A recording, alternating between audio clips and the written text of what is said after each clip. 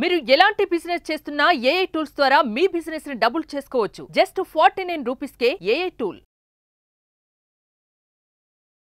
నమస్తే, welcome back to Suman TV. నేను మీ సంజయ్. ఈ రోజు మనతో పాటు ఉన్నారు motivational speaker and language trainer Vijaya Bangaru garu. ఆమెతో మాట్లాడుకునే విషయాలు తెలుసుకుందాం. నమస్తే అమ్మ. నమస్తే అండి. అమ్మ, బయట ఎక్కువగా చూసుకుంటే లవ్ మ్యారేజెస్ అనేవి ఎక్కువ అవుతున్నాయి. అండ్ ఇదే పదంగా ఈ లివింగ్ రిలేషన్షిప్ అనేది బాగా విపరీతంగా పెరుగుతుంది. అసలు ఈ లైఫ్ స్టైల్ అనేది ఎంతవరకు కరెక్ట్ అంటారు? అసలు ఈ లివింగ్ రిలేషన్ అనేది అసలు కరెక్టేనా? అసలు సరైన పద్ధతేనా? అసలు ఇప్పుడు పిల్లలు చేస్తుంది మంచి అంటారా, చెడు అంటారా? ఎంతవరకు కరెక్ట్ అంటారు? నేను మిమ్మల్ని ఒక క్వశ్చన్ అడుగుతాను దీని ఇప్పుడు పెళ్లి చేసుకోవడం కరెక్టా తప్ప అని ఎందుకు అడగట్లేదు? లివింగ్ రిలేషన్ తప్ప కరెక్టా అని ఎందుకు అడుగుతున్నారు? అందులోనే తెలిసిపోతుంది కదా. అమ్మ పలానోళ్ళు ఇద్దరు పెళ్లి చేసుకున్నారు, ఇది కరెక్టా అని మీరు మనం ఎవరైనా అడగం. ఎందుకంటే అది మన సాంప్రదాయము. ఎవరైనా సరే ఒక ఆడ మగ కలిసి ఉండాలి అంటే మన భారతీయ సంస్కృతి ఏంటంటే పెళ్లి అనే ఒక బంధంతో ఇద్దరు ఒకటవ్వాలి. అదే మన సంస్కృతి. ఈ లివింగ్ అంటే మీకు డౌట్ ఎందుకు వచ్చింది?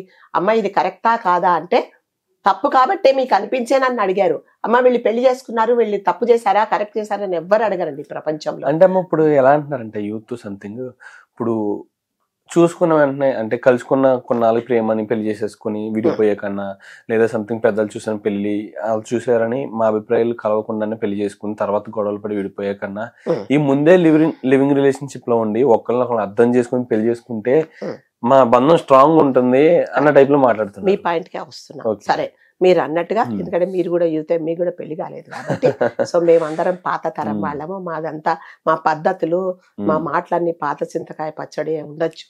Okay, I agree with you. కాకపోతే లివింగ్ రిలేషన్ లో మీరు అన్నట్టుగా ఇద్దరం కలిసి ఉంటాం, కొన్ని రోజులు ఒకరినొకరు అర్థం చేసుకుంటాము. అర్థం చేసుకుంటే కలిసి ఉంటాము, లేక పెళ్లి చేస్తాం. అర్థం చేసుకోలేకపోతే అంటే అర్థం చేసుకోకపోతే మరి ఇద్దరు ఒకటే అంటే నిజంగానే మీరు ఒక అగ్రిమెంట్కి వచ్చారండి. సరే, ఒక అమ్మాయి ఒక అబ్బాయి ఇద్దరు మనం కలిసి ఉందాం కొన్ని రోజులు, మన ఇద్దరిది నీ అభిప్రాయాలు నా అభిప్రాయాలు కలిస్తే మన ఇద్దరం అంటే అది ట్రయల్ బేసిసా కాదా? ట్రయల్ బేసిసా? మీరు ఒక షాప్కి వెళ్తారండి, మీరు ఒక వస్తువు కొంటారు, వాళ్ళు అంటారు సార్ ఇది మీరు మేడం ఇది తీసుకెళ్ళండి, ఇది మీకు నచ్చితే ఉంచుకోండి లేకపోతే రిటర్న్ చేయండి కదా అంటాం కదా. సో అప్పుడు నా ట్రయల్ బేసిస్ మీదనే మీరు ఇద్దరు లైఫ్ లో ఉండాలని అనుకుంటున్నారు.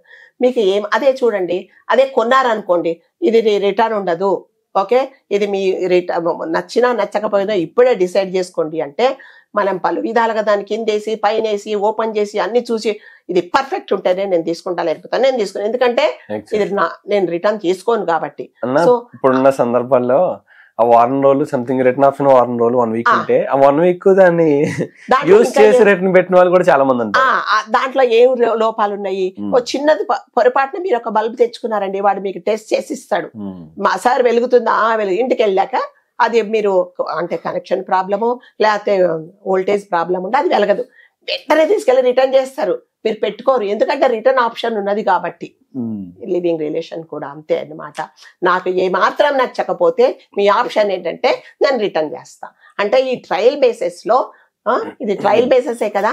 ఏమంటే మీ అభిప్రాయాలు నచ్చకపోయినా అంటే అంటే ఇది ఏంటంటే కంఫర్టబిలిటీ ఉండాలి, మీరు నేను ఏం చేసినా అర్థం చేసుకోవాలి, దాని తర్వాత ప్రతి ఒక్కటి మనం ఈక్వల్ షేరింగ్ ఉండాలి, ఆ మూడు కలిస్తేనే మనం కలిసి కాపురం చేస్తాము లేకపోతే లేదు అనే అభిప్రాయంతో మీరిద్దరు కలిసి ఒక లివింగ్ రిలేషన్ లోకి వచ్చారు.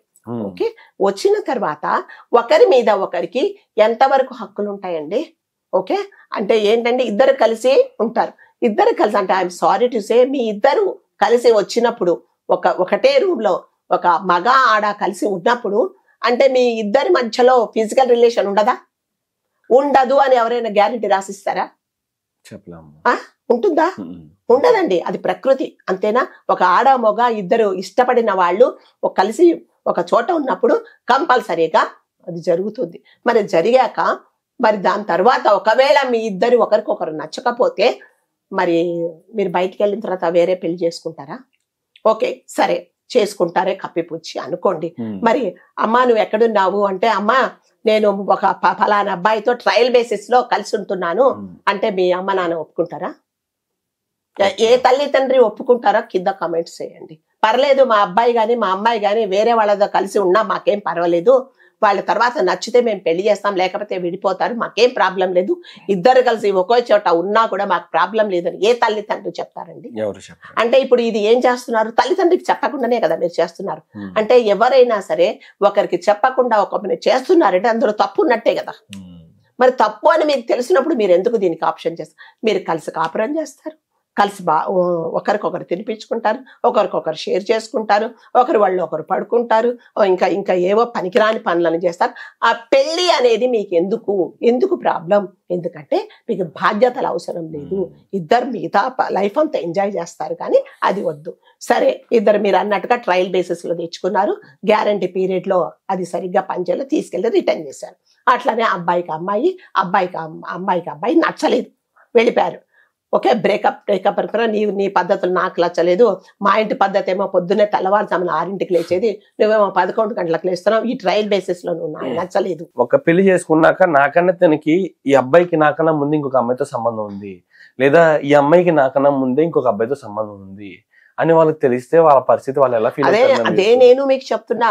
మీరు బ్రేకప్ చెప్పుకున్నారు, సరే, ఇంట్లో వాళ్ళకి తెలిసి ఆ చంప ఈ చంప వాయించి నోరు మూసుకో, ఇంకా నువ్వు ఈ ఘనకార్యం చేసావా అని చెప్పేసి పెళ్లి చేస్తారు. చేసిన తర్వాత నిజంగా నువ్వు మనస్ఫూర్తిగా అబ్బాయితో గాని అబ్బాయితో గాని నువ్వు కలిసి ఉంటావా? జీవితాంతం నిన్ను అది వెంటాడదా? ఒకవేళ మీ ఫిజికల్ రిలేషన్ లో ఒకవేళ అమ్మాయికి ఏదన్నా అంటే కమిట్ అయిపోయి కన్సీవ్ అయితే ఎవరు బాధ్యత? వీటన్నిటికీ ఏంటండి ఈ రిలేషన్షిప్ అనేది? అంటే నేనేమంటానంటే, ఇప్పుడు సపోజ్ మీరు వెళ్తున్నారు, మేడం బ్యాంక్ దారి ఎటు అంట అని మీరు అన్నారు. సరే, ఇదిగోండి ప్రతి ఒక్కరు అదే దారిలో వెళ్తున్నారు, వెళ్ళండి సంజయ్ అని చెప్తా. అట్లా కాదు, నేను అలా వెళ్ళను, నేను వెనక నుంచి వెళ్తానంటారు. ఆ వెనక నుంచి ఎవ్వరూ వెళ్ళరు. ఆ దారి అంతా రాళ్ళు ముళ్ళులు అదేంటి చెట్లు అవన్నీ ఉంటాయి, దాటుకొని వెళ్ళాలి.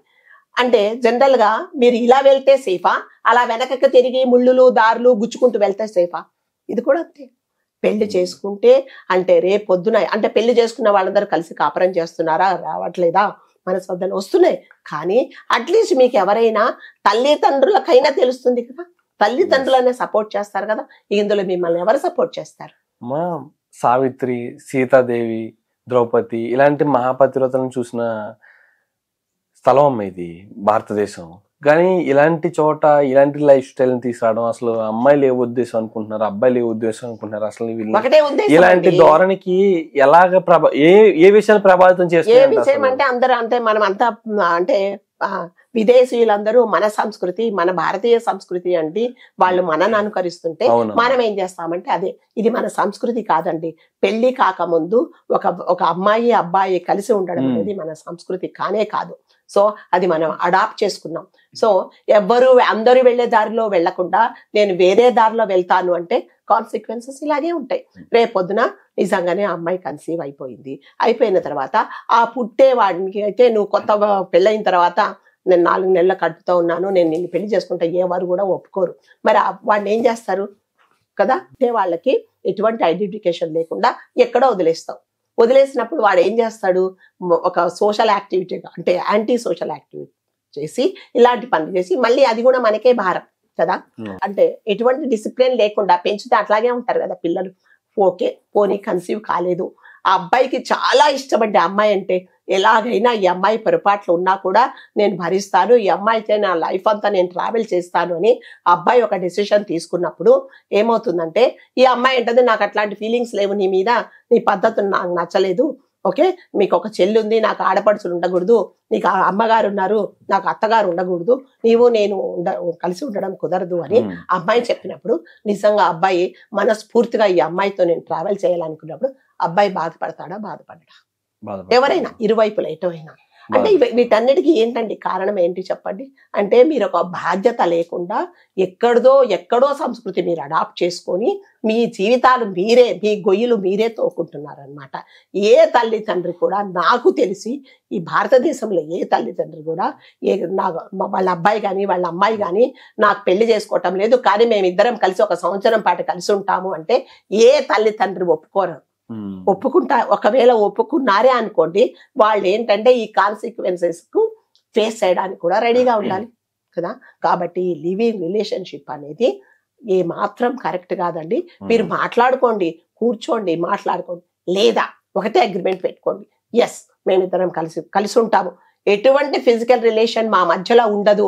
మేము లోపలికి వెళ్ళేటప్పుడు అంటే మా ఫ్రెండ్షిప్ లో ఈ అడుగు ముందుకు వేసేటప్పుడు మేము ఎంత పవిత్రంగా ఉన్నామో, మళ్ళీ మేమిద్దరం కలిసి పెళ్లి చేసుకుంటేనే మా ఫిజికల్ రిలేషన్ ఉంటుంది.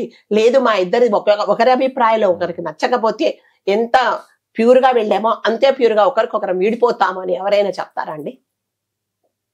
అది సాధ్యమా? కాదు. మరి అలా అంటప్పుడు ఎందుకు ఇవన్నీ జరుగుతున్నాయి, జరగపోతాయి అని తెలిసినప్పుడు మీ గొయ్యి మీరు ఎందుకు తవ్వుకుంటారు? లేదు, నిజంగానే మీరు అన్నట్టుగా ఒకరికొకరు తెలుసుకుంటాము, నచ్చితే చేసుకుంటాం అన్నప్పుడు ఇద్దరు కలిసి ఉండాల్సిన అవసరం ఏముంది కదా? పొద్దునంతా మాట్లాడుకుంటారు, కలిసి ఉండండి, కలిసి బయటికి వెళ్ళండి. తర్వాత ఎవరి పోనీ మీ చుట్టాలింట్లోనే ఎవరింట్లోనే ఇదిగో ఈ అమ్మాయిని నేను పెళ్లి చేసుకోబోతున్నాను, కొన్ని రోజులు మీ ఇంట్లో ఉంచండి, హాస్టల్లో ఉంచండి. ఇద్దరు అప్పుడు తెలుసుకోలేరా? అంటే రాత్రిపూట ఒకటే ఇంట్లో కలిసి ఉంటేనే మీ అభిప్రాయాలు తెలుసుకుంటారా కదా? అలా కాదు కదండి. అంటే ఎంతసేపు వచ్చేసి మీకేం కావాలో అది తీసేసుకొని మిగతా అది వదిలేస్తున్నారు. ట్రయల్ బేసిస్ లో బాగుంటే పెట్టుకుంటున్నారు, లేకపోతే దీనికి గ్యారెంటీ లేదు, ఏం లేదు అని వదిలేస్తున్నారు. అదే వాడు గ్యారెంటీ ఇవ్వలేదు అనుకోండి, ఏం చేస్తాం? దాన్నే రిపేర్ చేసుకొని, దాన్నే అతుకులు పెట్టుకొని, దాన్నే పని చేసుకుంటా అలాగే చూస్తున్నాం. ఇదేంటంటే మీ ట్రయల్ బేసిస్ కదా, ఇష్టం ఉంటే ఉంచుకుంటాం, లేకపోతే వదిలేస్తున్నారు. సో ఇది ఏమాత్రం కరెక్ట్ కాదండి. I'm so sorry. అంటే ఎవరికైనా కోపం రావచ్చు, మేడం ఇలా చెప్తున్నారని. మీకు మీరు అంటే మనస్సాక్షిగా ఆలోచించుకోండి, ఇది కరెక్టా లేదా అని. టెక్నాలజీ మారుతుంది, మన లైఫ్ స్టైల్ టెక్నాలజీకి అనుగుణంగా మారితే అది ప్రాబ్లం లేదు, కానీ మరి మార్పు మంచి కోసం ఉండాలి, ఇలాంటి మార్పు కాదు. ఎగ్జాక్ట్లీ అమ్మా. అండ్ ప్రతి ఒక్కరు కూడా తెలుసుకుంటారు అనుకుంటున్నాను. అండ్ అంతేకాకుండా మన పురాణాల్లో ఎన్నో చోట్ల రాసిపెట్టి ఉంది. సావిత్రి, సీత, దమయంతి, అరుంధతి, మహాప్రతివ్రతలని వీళ్ళ పేర్లు విన్నాం మనం. వీళ్ళ పేర్లు అలా చరిత్రలో నిలిచిపోయి అంటే వాళ్ళు చేసిన పనులు, వాళ్ళ కట్టుబాట్లే కారణం. అంతే. అలాంటి కట్టుబాట్లు అలవర్చుకుంటే ప్రతి స్త్రీ కూడా చరిత్రలో నిలిచే స్థాయిలో ఉంటుంది. అంతేగాని ఇలాంటి నా నోటితో నేను చెప్పలేకపోతున్నా వల్గర్గా, కానీ అర్థం చేసుకుంటాను కోరుకున్నా. డిసిప్లిన్ అండి, అంతే. ఎవరికైనా ఒక లైఫ్ మనం జీవితంలో మంచిగా ఉండాలి అంటే సెల్ఫ్ డిసిప్లిన్ అది చాలా ఇంపార్టెంట్. మీరు ఏది చేసినా కూడా తల్లిదండ్రులకు చెప్పండి. తల్లిదండ్రులు నిజంగా ఒప్పుకుంటే సరే మీ ఇద్దరు కలిసి ఉండండి అంటే కలిసి ఉండండి. రేపొద్దున ఏది జరిగినా వాళ్ళు బాధ్యత తీసుకుంటారు. థ్యాంక్ యూ అమ్మా. Thank you so much.